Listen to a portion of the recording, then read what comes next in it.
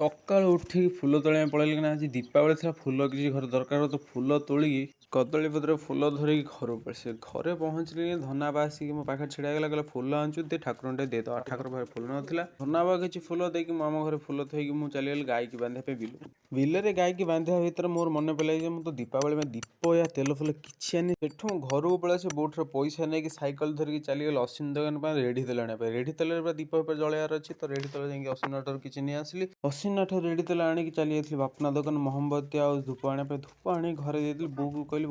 ଭୋକ ହେଲାଣି ଖାଇବାକୁ ଦେବି ବୋଉ ଦେଲା ଭାତ ମିକ୍ସଚର ଡାଲି ଫାଲି ଭଜା ଭଜା କରିଥିଲା ଖାଇ ଦେଇକି ନୂଆ ଘର ପାଖକୁ ଚାଲିଗଲି ଶୋଇବା ପାଇଁ ସେଠି ଗଲାବେଳୁ ଭାଇ ଖରା ଏଜୋର ହଉଥିଲା ଯେ ମୁଁ ଲାଇନ୍ ଫ୍ୟାନ୍ ଥିବ ଶୋଇ ଦେଖିଲା ଲାଇନ୍ ନା ଫ୍ୟାନ୍ କିଛି ନାହିଁ ମୁଁ ଶୋଇପଡ଼ିଲି ନା ସନ୍ଧ୍ୟା ହେଲା ସନ୍ଧ୍ୟାର ଭାଇ ଦୃଶ୍ୟ ଏମିତି ଥିଲା ଯେ ଘର ପୁରା ଦୀପରେ ମାନେ ସଜେଇଥିଲେ ତାପରେ ପିଅଁଳା ପିଣ୍ଡି ପଡ଼ିଥିଲା ତାପରେ ପଇଆ ବି ସଜ ଡକା ହଉଥିଲା ମୁଁ କିଛି ସଇଲା ପରେ ବଡ଼ ପାତ୍ର ଭିମ୍ପିରେ ନିଆଁ ଲଗେଇକି 7 ଥର ବୁଲେଇକି ବଡ଼ ବଡ଼ ଡାକିବା ପରେ ଆମ ଖାଇବା ପିଇବା ରେଡ଼ି ଥିଲା ବସ୍ ଖାଇ ଦେଇକି ଶୋଇବା ପାଇଁ